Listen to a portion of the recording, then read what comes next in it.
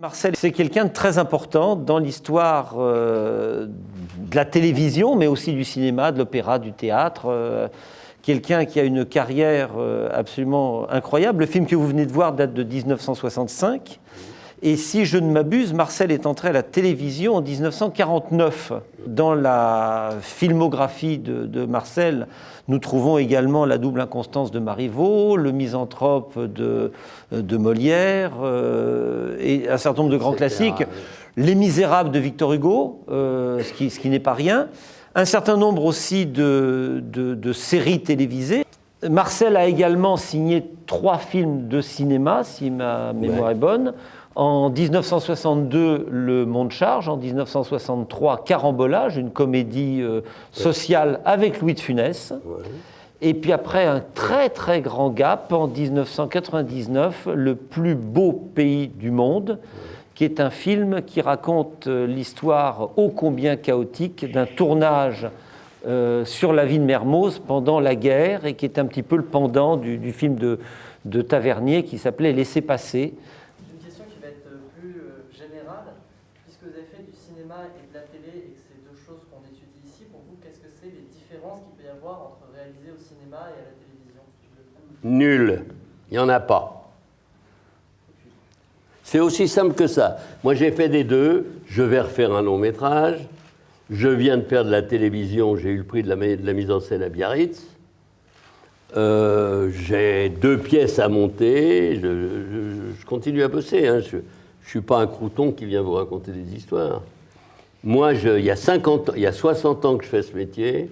Pour moi, surtout maintenant que les écrans deviennent plus grands et la définition meilleure, les différences sont avant tout des différences de financement qui induisent des différences de sens.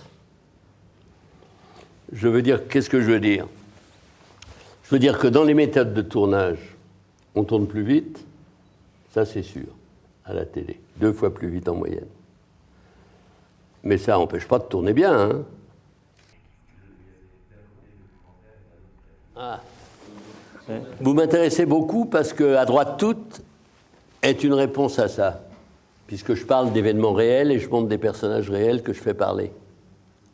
De l'oncle, d'Arnan, qui a été le patron de la milice. Le docudrame, c'est très très difficile à faire. Parce qu'il y a une logique de l'intérêt. L'intérêt qui est pris à la fiction est un intérêt d'identification. C'est-à-dire, quand vous voyez un film, vous éprouvez les réactions du gars qui est à l'écran et vous vous mettez à sa place. Ça s'appelle le processus d'identification. Le fait du documentaire, c'est exactement l'inverse. Vous avez un regard neutre en face de l'autre.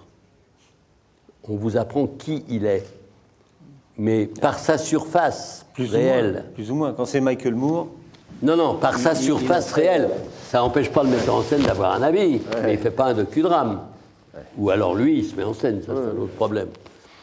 Donc, le mélange du documentaire et de la fiction, c'est quelque chose d'extrêmement difficile.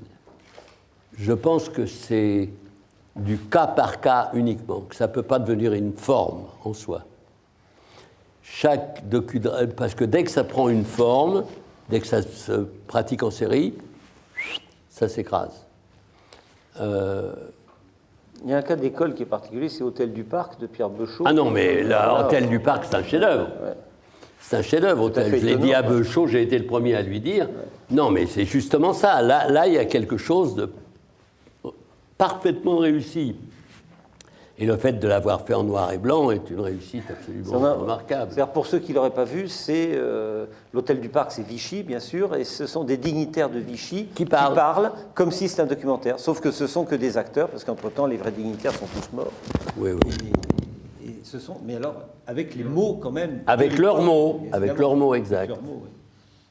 Mais c'est un exemple. Ouais. Par exemple, moi, dans le mien, j'ai pris les actualités. J'ai fait jouer Albert Lebrun qui arrive au Salon de l'Auto, et puis s'il rentre dans ma fiction, et c'est un autre Albert Lebrun. mais sosie, et ça passe tout seul, mais c'est colorisé. Ça dépend des méthodes. Mais la question est très intéressante. Moi, mon avis, c'est que c'est entièrement du cas par cas, c'est fonction du talent qu'on a. J'ai l'impression qu'il y a de plus en plus d'ailleurs de stock shots dans les films maintenant, historiques, dans la mesure où on ne peut pas recréer. Non, mais maintenant, la colorisation devient remarquable. Il paraît qu'il y a eu avant-hier sur la 2 un truc colorisé, sonorisé sur la guerre de 14, avec des documents qui étaient remarquables.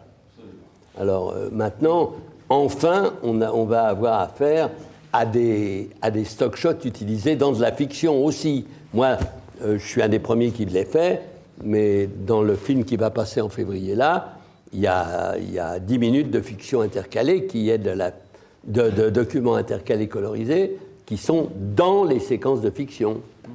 Oui. Jacques. Et ça pose un problème quand même.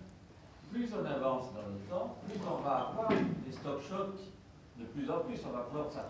Forcément. Ce qui va permettre peut-être de revisiter l'histoire. Ça veut dire qu'un réalisateur va pouvoir reconstruire un point de vue sur l'histoire et de se poser la question si...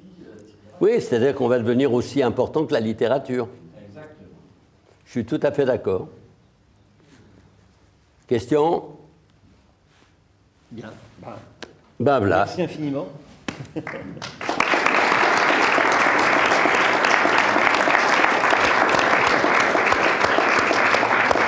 Remarquez, j'en sais pas plus sur vous. Hein.